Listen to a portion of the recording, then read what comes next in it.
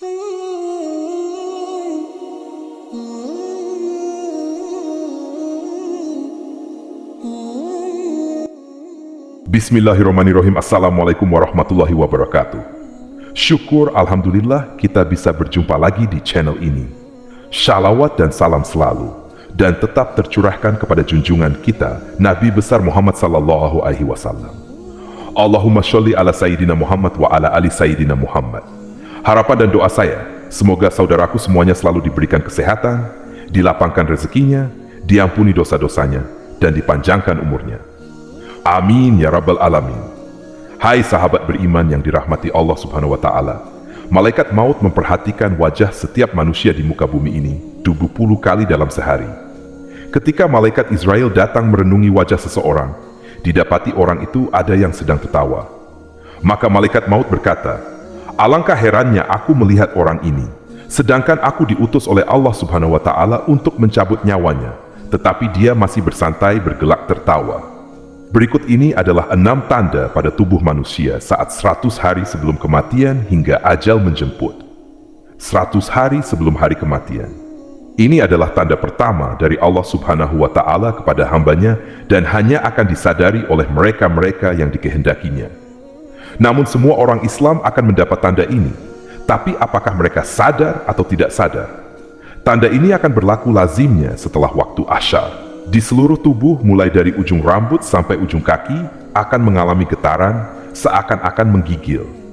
Contohnya seperti daging sapi atau kambing yang baru disembelih, di mana jika diperhatikan dengan teliti, kita akan mendapati daging tersebut seakan-akan bergetar.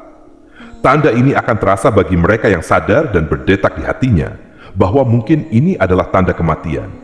Maka getaran ini akan berhenti dan hilang setelah sadar akan kehadiran tanda ini. Bagi mereka yang tidak diberi kesadaran atau mereka yang hanyut dengan kenikmatan tanpa memikirkan soal kematian, tanda ini akan hilang begitu saja tanpa ada manfaat. Bagi yang sadar dengan kehadiran tanda ini, maka ini adalah peluang terbaik untuk memanfaatkan waktu yang tersisa untuk bertaubat kepada Allah subhanahu wa ta'ala, mempersiapkan diri dengan amalan dan urusan yang akan dibawa atau ditinggalkan sesudah mati. 40 hari sebelum hari kematian. Tanda ini juga akan terjadi sesudah waktu asyar. Bagian pusat kita akan berdenyut-denyut. Pada waktu ini, daun yang tertulis nama kita akan gugur dari pohon yang letaknya di atas arsy Allah SWT. Maka malaikat maut akan mengambil daun tersebut dan mulai membuat persediaannya atas kita. Di antaranya adalah ia akan mulai mengikuti kita sepanjang waktu, dan akan terjadi malaikat maut ini akan memperlihatkan wajahnya sekilas. Jika ini terjadi, mereka yang terpilih ini akan merasakan seakan-akan bingung seketika. Adapun malaikat maut ini wujudnya cuma seorang, tetapi kuasanya untuk mencabut nyawa adalah setara dengan jumlah nyawa yang akan dicabutnya. 2 hari sebelum hari kematian. Adapun tanda ini akan diberikan hanya kepada orang yang diuji dengan musibah sakit, di mana orang sakit yang tidak makan, secara tiba-tiba dia berselera untuk makan. 3 hari sebelum hari kematian.